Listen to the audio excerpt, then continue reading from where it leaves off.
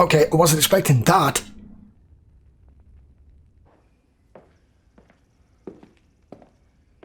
Pedretti?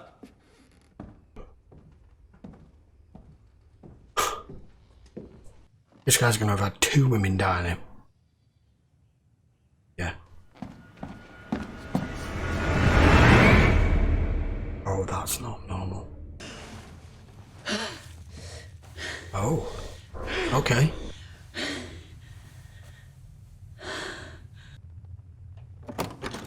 Oh, I like how they've done this. We're getting to see it from her point of view after death. Blackness.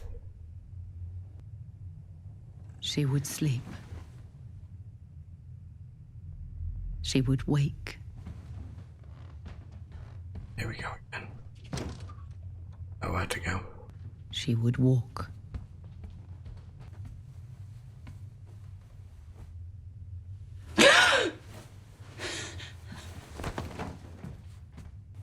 And time went by.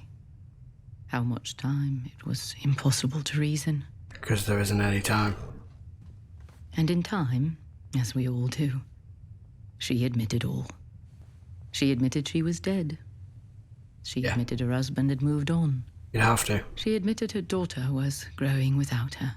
But there waited for her, at the end of this purgatory, a reward in the knowledge that one day the door would open. One day the locks would see their keys, and one day Isabel would open her mother's trunk and claim her reward. Except it's going to be opened Both prematurely. of their rewards. Yep.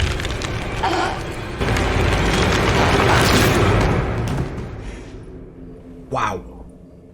They buried Lady Perdita and set about forging a new life. The business was empty. The manor was lost. Yeah, if not in law, in all spirit. At last, at least, she'd be with them both. Her husband, her daughter. No matter if they couldn't see her, couldn't touch her. They were leaving Bly, leaving most of what remained of their belongings. Her reward for all these years of isolation. Whatever curse had claimed his second wife, he would not risk his daughter to its icy fingers. His daughter I think I know what he's going to do. River.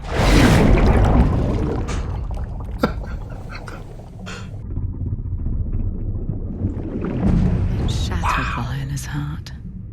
The eldest of Willoughby's daughters, once Lady Lloyd of Bly, remains, some would whisper, by stubbornness alone.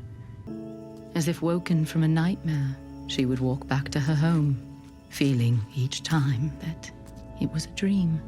Hence the footprints. Her heart would shatter anew, burning in her bosom, a searing ache that she hoped would be quenched by the cold, muddy waters of her new manor, her new home. How many nights, how many walks? She could no longer count. No. Her attention lay over. only ahead, only on the bed that was her goal. She did not even realize that a decade had passed. Not even realize, after an outbreak of plague in the village, that the empty manor had become a quarantine for the coughing death. It isn't safe. You mustn't be in this wing without protection. Yeah. A strange phenomenon occurred. Her gravity, it seemed, her invented gravity that held her to the grounds, that kept her in purgatory. It would hold others too. Yeah. Viola faintly noticed her own attempted exorcism. There we go. Dragging him out. She would sleep, forget, and forget, and forget.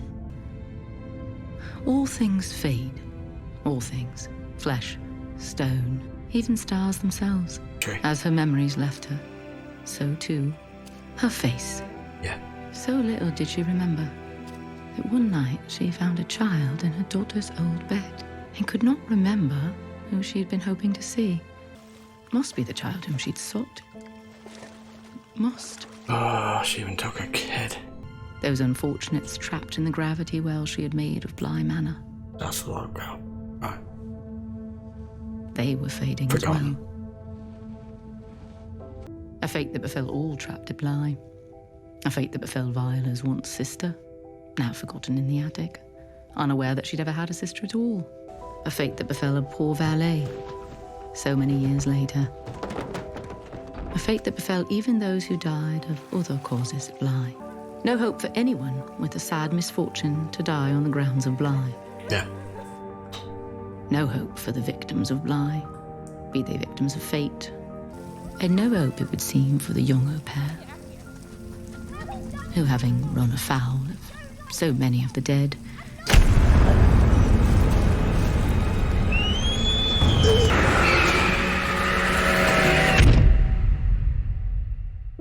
Oh, come on, don't end it there.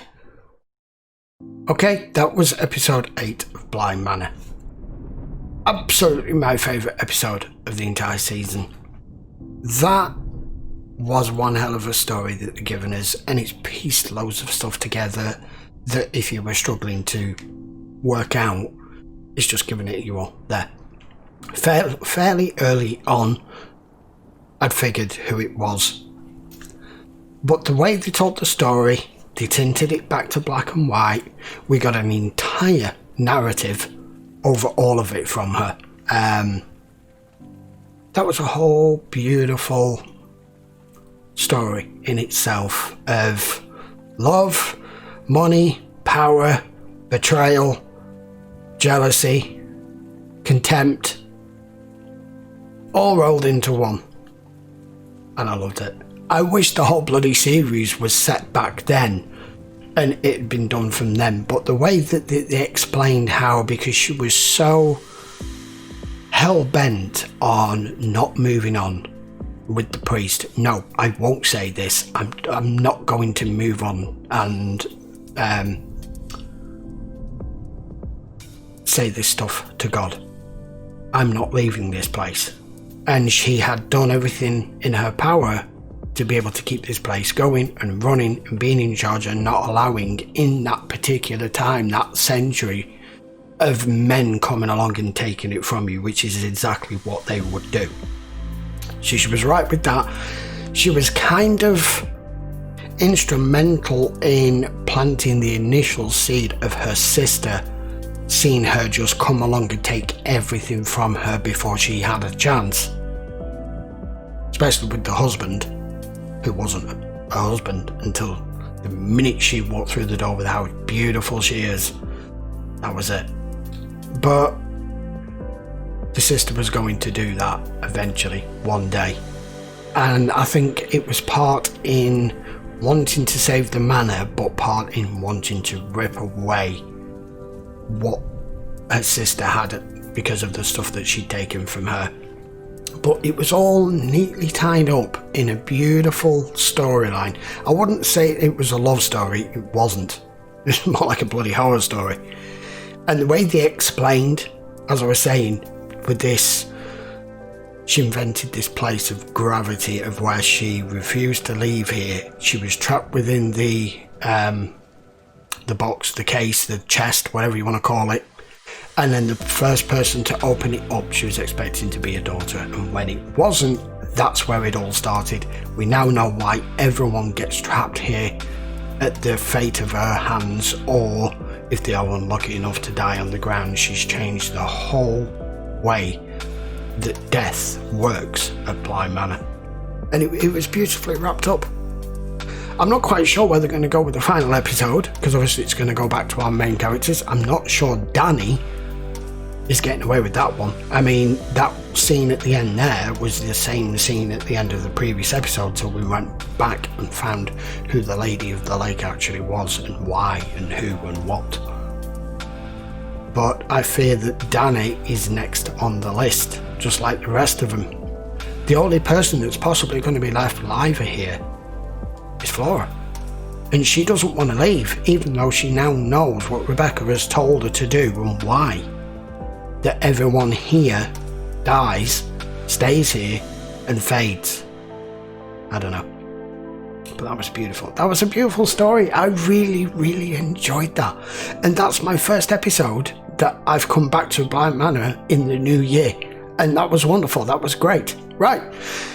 I'll be back with the season finale of Bly Manor next week, which is a shame because I have just heard that it's on hiatus indefinitely now. So this next episode is going to be the last episode of the Haunting series for the time being, because it has been put to one side. They said they've no plans to make any more, so we're going to have to enjoy it. Right guys, don't forget this will be available on Patreon in full length, as it always is. It will also be available on YouTube via the community tab if you are a channel member. All you need to do to check that out is click the link in the description for either one, and I will see you soon for the season finale next week. Till then, thanks a lot for watching guys. Don't forget, if you're not already subscribed, give the video a thumbs up, hit the subscribe button, and you won't miss the episode. Okay, see you next week. Take care.